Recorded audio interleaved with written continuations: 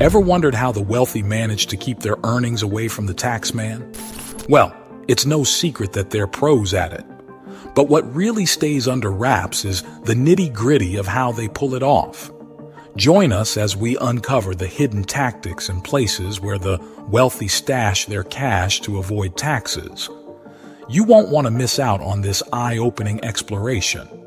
Watch the full video to discover these secrets and make sure to hit the subscribe button and give us a thumbs up if you find it insightful.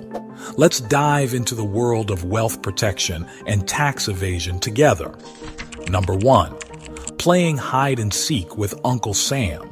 Nobody really enjoys handing over their hard-earned money in taxes. It's like wanting to keep more of what you've earned, right? So, no matter how much money someone makes, it's a good idea to search for ways to pay less in taxes. But get this, super rich people take this paying less tax thing to a whole other level. There are these smart folks, Lawrence Summers and Natasha Sarin, who looked into this and found something jaw-dropping. They say that the richest 1% of folks might avoid paying over $5 trillion in taxes from 2020 to 2029. That's a huge pile of money. Now here's the deal. There are legal ways these rich folks use to pay less tax, which are totally okay. It's cool to learn from those and use them if you can. But there are also some sneaky, not-so-legal ways to dodge taxes, and you definitely want to stay away from those. Knowing both sides helps you make smarter choices about taxes without getting into trouble. Number 2. Business deductions. Starting a business is something rich people often do to pay less in taxes. But guess what? You don't need to be super wealthy to do it too. According to John Doolin, who started Money Smart Guides, anyone can give this a shot. If you've been thinking about trying your hand at starting a business or making your side gig more official, this could be a great idea for you. Now, to get started, you've got to follow the rules. It's not too complicated, though. You just need to visit your Secretary of State and IRS websites to create a legal business. Once your business is up and running, there are perks. One cool thing is tax deductions. Basically, if your business has some tough times at the start, you can use those losses to lower the amount of money you pay taxes on. Plus, you can use business expenses to reduce the money you pay taxes on too. But wait, there's more. You can put money into special accounts that delay your taxes, like solo 401k plans. These plans let business owners save a whole lot more than regular 401k plans. It's like saving money for later, and you get to save both as the boss and as an employee of your own business. Learning about these tricks helps you save more of your hard-earned money. Number 3, hiring family members. Here's another smart move rich folks make to pay less in taxes. They involve their family. Imagine you have a business. You can do this too. How? Well, you can hire your spouse or your kids to work for your business and pay them a salary. Guess what? The IRS is cool with this and even says it's an advantage of having your own business. Now, why is this so good? When you pay your family from your business gets to write off that money. That means your business can count it as an expense, which lowers the money you pay taxes on. And here's the bonus. Your spouse or child can put that money into special accounts that delay taxes. It's like extra protection for your money from taxes. But remember, there are rules, like making sure you handle any taxes that need to be taken from their pay. As long as you play by the rules, this trick could help you save more money for your family's future.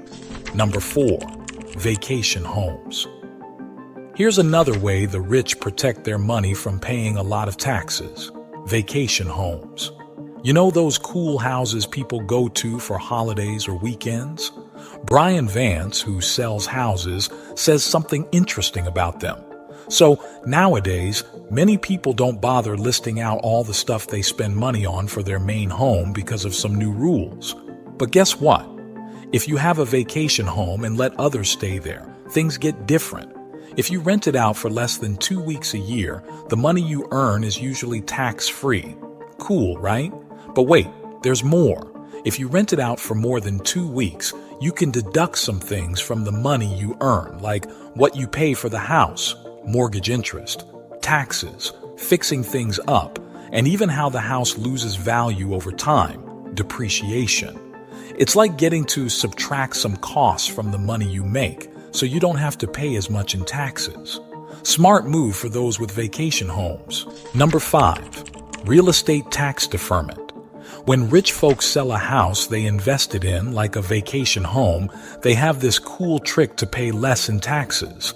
Jim Wang, who's really into money stuff, talks about something called a 1031 exchange. Here's how it works. Let's say you sell a house you invested in, but instead of just getting the money, you use it to buy another similar house. The IRS says, "Hey, that's cool. We won't make you pay taxes on the money you made from selling the first house." They call it deferring the taxes, which means you delay paying them. The cool part? You can keep doing this, buy and sell houses, and as long as you keep swapping one for another similar one, you won't have to pay those pesky taxes each time you sell. It's like a way to grow your house collection without worrying about paying lots of taxes every time. Smart move for building up a bunch of houses. Number 6, life insurance. Permanent cash value life insurance, like whole life or universal life insurance, is where rich people often put their money. Chris Abrams, who knows a lot about this stuff, says life insurance is great because it helps avoid taxes and keeps your money safer from changes in the stock market. Now, the cool part about this insurance is that you can put in as much money as you want. Unlike some other plans controlled by the government, there's more freedom here. And here's something interesting. When you take money out of this insurance, it's like borrowing it, and you don't have to pay taxes on it. Plus, if something happens to you unexpectedly, your family still gets some money from the insurance. But there are things to watch out for. If you still owe money from borrowing against this policy when you pass away, the insurance company will take that money from what they give to your family. Also, if you borrow more than what you've already paid into the policy, that extra money might get taxed.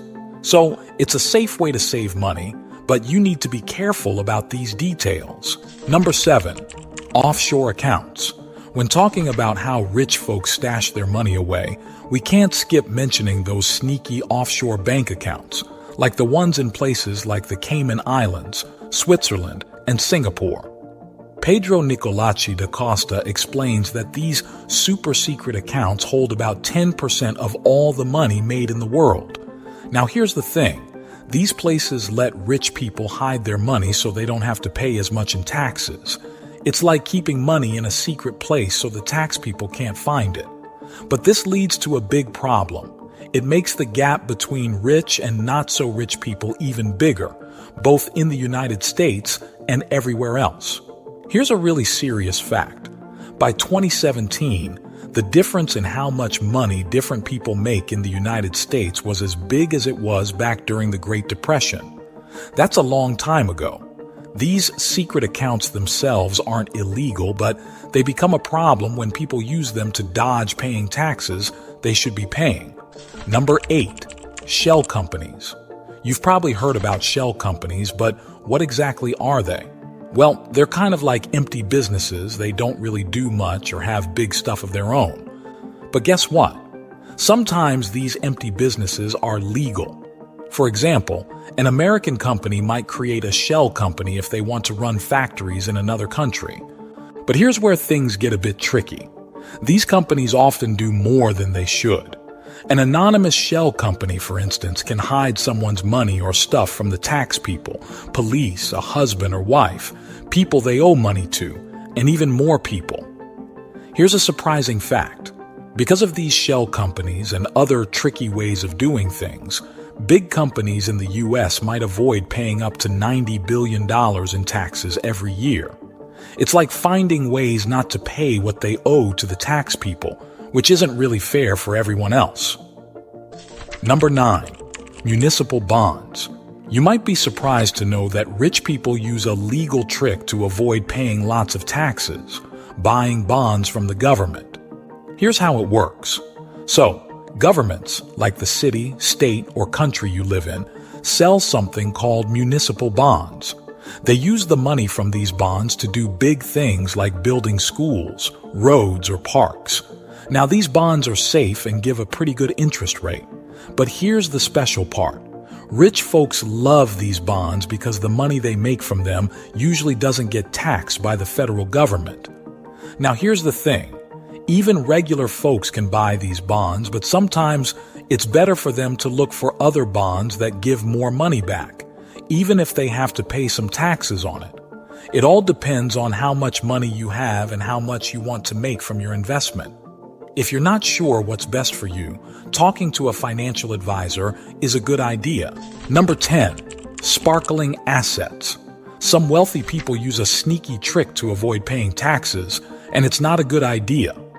Natalie Pine, who knows a lot about money stuff, talks about this shady practice. Here's how it goes. Some rich folks buy expensive jewelry, especially diamonds, and then give them to their kids without telling the IRS or paying the taxes they should. These small items are easy to pass on secretly because they don't usually get listed in detailed records unless the IRS checks everything very closely. But here's the important part. Natalie Pine strongly says this is breaking the law, and she doesn't support it at all. She's very clear that she's never done this or suggested anyone do it. It's not a good idea to break the law just to avoid paying taxes, no matter what. Number 11, donor-advised funds. Donor-advised funds are like a unique tool for charitable giving that goes beyond the standard way of donating to charities. Scott Henderson, an accredited financial counselor, explains this method used often by wealthy individuals. Here's the deal. When you put money into a DAF, it's like setting up your own charitable savings account. The money you contribute to a DAF gets you an immediate tax break. Let's say you donate $10,000 this year to a DAF. You get to deduct that $10,000 from your taxes right away. Now, the interesting part is that once the money is in the DAF, it's not sitting there doing nothing. You get to decide when and where that money goes to charity. You could leave it there for years, allowing it to potentially grow over time through investments. Then, in, let's say, 2030, you can select which charity or charities will receive the money from your DAF. Although the money isn't technically yours anymore once it's in the DAF, you retain control over how it's used for charitable purposes. This way, your initial contribution has the chance to grow, potentially allowing you to give even more to causes you care about in the future. It's a way to make your giving more strategic and potentially amplify its impact over time. Number 12, tax-free municipal bonds. Did you know rich folks have a smart way to invest while dodging taxes? Municipal bonds, sold by governments to fund big projects, offer a unique advantage. These bonds provide a good interest rate and come with a special tax perk. The money made from them usually escapes federal taxes. This makes them attractive to wealthy investors looking to reduce tax burdens. While everyone can buy these bonds, sometimes it's better for others to seek different bonds that offer higher returns, even if they come with some tax obligations. Deciding which option suits you best depends on your financial situation, and seeking advice from a financial advisor can be a wise move. I recommend you watch the next video in our series. Don't hesitate to share this video. Subscribe to our channel and share your thoughts in the comments section. Thanks for watching, and Lil see you in my next video.